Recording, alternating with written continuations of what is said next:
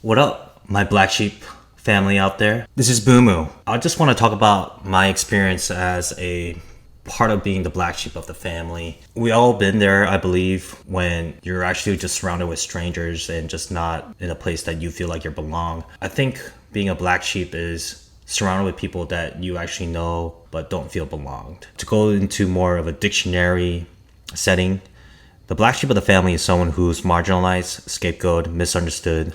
They might be partially sensitive, emotional, intense, curious, and wired differently. When the family has identified a person as a black sheep, all the members project unwanted negative traits onto the scapegoat. When I grew up, it was very untraditional upbringing in my sense. I went to living in the States, born in the States, when I was 1 to 7, learning English and Korean, mostly English, to moving to South Korea when I was 7 years old to 14 years old, learning Korean all of a sudden. Then our family decided to move me back to the States when I was 14 to where my present day is, so I had to learn English all over again. For those who learned multiple languages, you know how it is. Sometimes you spend multiple years on one and sometimes might forget some parts of the other language that you previously learned. So I had a huge identity crisis during my adolescence, and that was very interesting because I had a US passport and I always identify myself as American because that's what my status says. And a lot of people will notice I have an Asian accent, so they were just confused on what my identity was. And this guy's fresh off the boat, but he has an American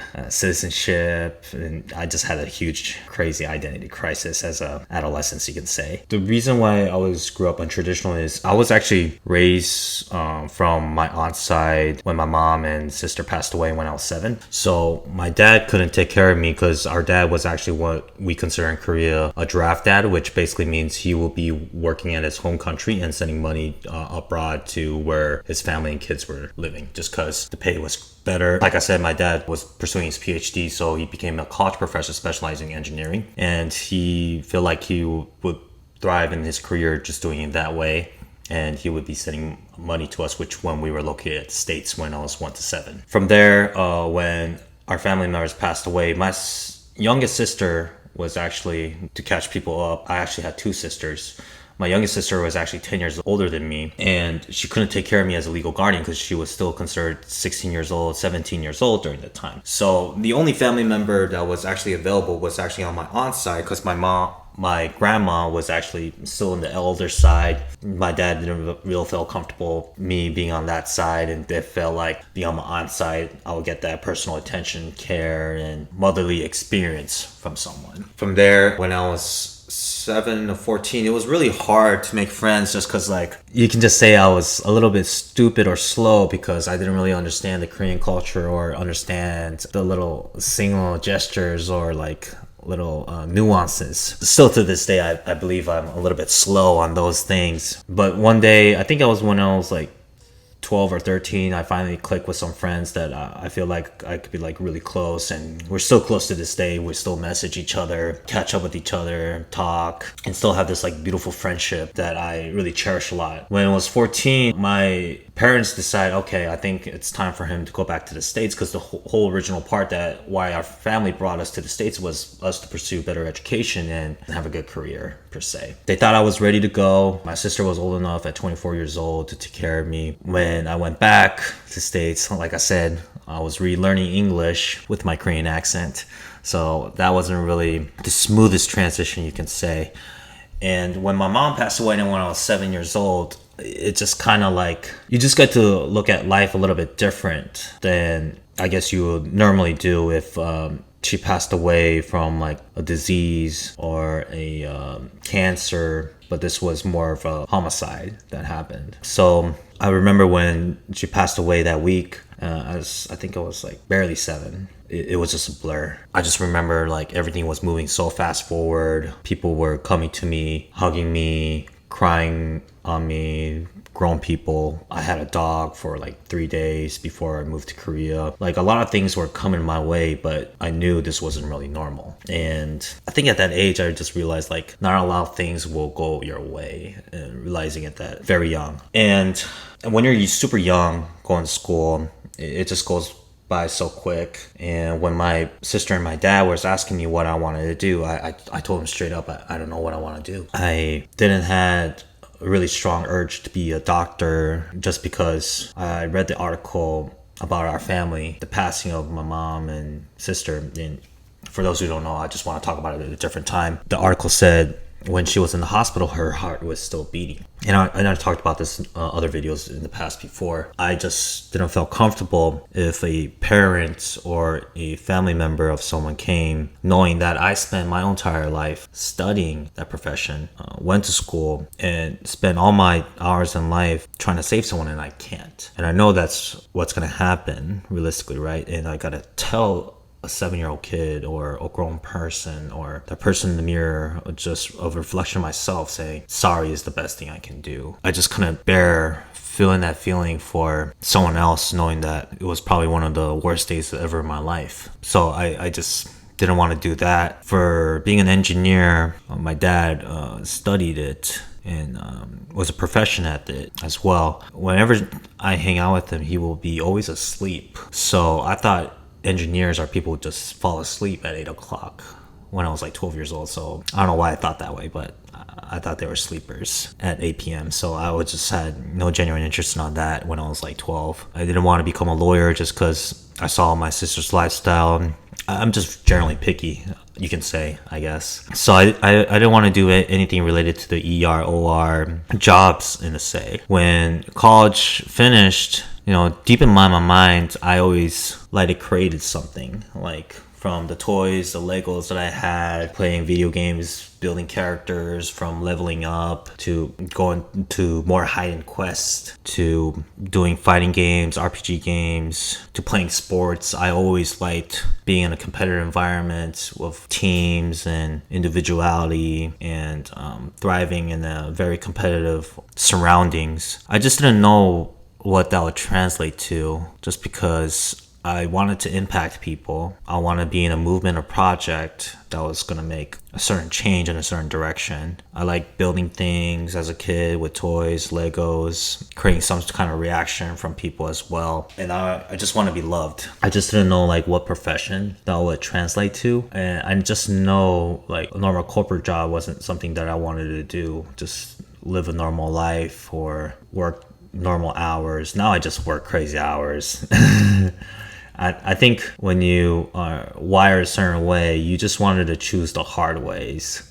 That's what it came really down to for myself. And, I wanted to stay in Florida just because I was just moving a lot. Every 2 years, I was moving to living in South Korea when I was 1 to 7, to moving to the States when I was 14 years old, from St. Pete for 1 year, Illinois for 2 years, California for 4 years, Vegas for 2 months, Korea for 6 months, and back to Florida, and Florida being the one place that I stayed the longest, which is 10 years. So I just didn't want to keep on moving, making new friends, restart all over. So when I graduated college when I was 23 years old, I was like, I just want to make Florida my home and get done with it. And I had an economics degree. That was actually the only degree or studies that I actually enjoyed myself, where I felt like I could practically use in real life.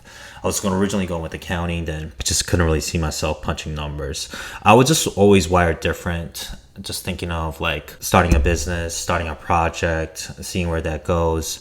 Then I realized how hard and difficult it is, and I won't really recommend everyone to actually start a business, just because how much pain and suffering you have to go through in order to have a mini spurt of growth or a spurt of profit to happen. So when I graduated with economics degree, a lot of the projects that I was doing was failing and failing and failing, just like any natural business was. I think my hope and mentality was very optimistic, but the reality was just super harsh. For those who've been in that position, probably can relate. Then I decided to do sales jobs.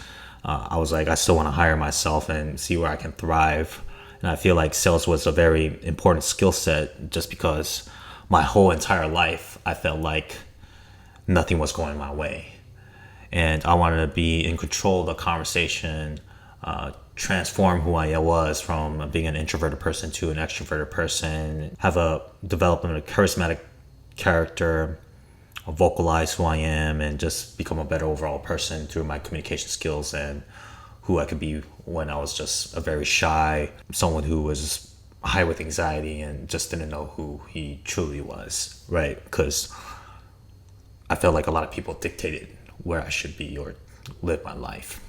And I just wanted to master that skill set of communication and persuasion where I want to vocalize what I want and do. And me, my sister and dad, we went back and forth a lot just because I wasn't really successful at it for my first 5 years when I was 23 to 28. I was one of those kids who were just barely scraping by, family updates, just telling them I'm going to another job, I'm going to a different company, same industry, but different company. I heard a friend that's doing well, so I moved there as well. And just having that really harsh conversation and saying, have you ever thought about going back to school? Okay. My sister was even looking at some jobs for me to become a project manager because she knows I like building things and doing new projects and not being somewhere in a very static position when it comes to the description of the occupation, which I really appreciate, but I just didn't felt like not being assigned to a job that I know and going to corporate was just not my calling. I just wanted something that was just like the ultimate challenge and the ultimate question mark of how I can identify and be self-aware and become who I truly was, which I thought it was the direction I was going. For some reason, I was just that foolish enough to not really give up and quit. I was really hungry to succeed, and there was a lot of people in my working space that told me that he's just too Asian, he's just too analytical, he went to company, now this is his fifth company, does he really think he's gonna make it? I don't know why he's still here. I don't think he has a personality. And there was people along the way on those 5 years that told me that, hey, you're funny, you're a great kid, you have a great heart. I could see you doing good at this. You just have to put this and tweak this into your craft. And really gave me the undivided attention. And when I text them, they will reply back to me. And every time I'll meet up with them in public or run into them in public, always giving me the encouragement that I'm enough and telling me that I'm becoming a true man of my own craft.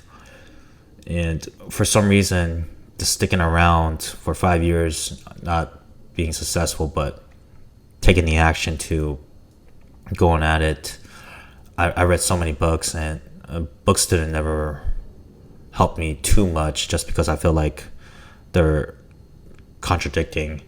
I felt like watching YouTube videos, they were good, but they weren't very realistic. They were just scripted. And I realized what was best was just going at it and just putting in the work, being true who I am and showing my personality to the world, to my clients, and telling how I feel like it's going to benefit them, and just being straight up with them that I don't want to waste their time, that I feel like it's not going to benefit them at all. And I think just having that attitude and sharpening my skills and learning about the economy, learning about people, learning where the market's going, and just being obsessed about the craft and the dedication it takes and the hours and the days, and just not willing to take some days off just because I love the work now. I don't feel like you always have to find something that you're passionate about. I feel like you just have to sometimes find that you're really good at and willing to spend that time on too.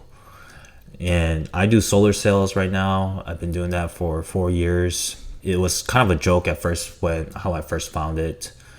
It was my 5th or 6th company, and I decided to look into solar just to make some income while I was looking for a W-2 job. And I think the first month after, I got like 5 sales, and my commission was crazy, which about $2,000, but it was crazy for me in 1 week. And realizing how good the product was, it really changed my life. So it's like, this is probably a product that I feel like is guilt-free, impacting the most in the world, and helping the person in front of me in a very logical way. And I just fell in love with the whole process, what behind it, and the competition and the thrive behind it, and just want to be one of the best at doing it. And became a manager after 2 years. And if I knew It's crazy to think that I go door to door every 6 days out of the week. I go 6 days a week going door knocking, talking to strangers, and talking about renewable energy. If you told me or my parents about it, they think I was crazy, and I didn't tell them that I did door to door or how I generate leads. I just was stoic and just went out and put in the work because I know they were going to be worried about it. Sometimes you just have to produce the results and be good at it, so they have nothing else to really say, because you can't shut down results or shut down the truth when things are going good. I always say, they're not going to believe in you all the time. Sometimes you're going to have arguments for the people that you love the most, but just because someone loves you doesn't mean they give you the right advice. They'll just want to give you advice that they feel like is going to make you safe. In order to earn the trust is just really outperform your past of who you were before. And I think the character traits, the stress and the pain that I developed, it just made me a better person.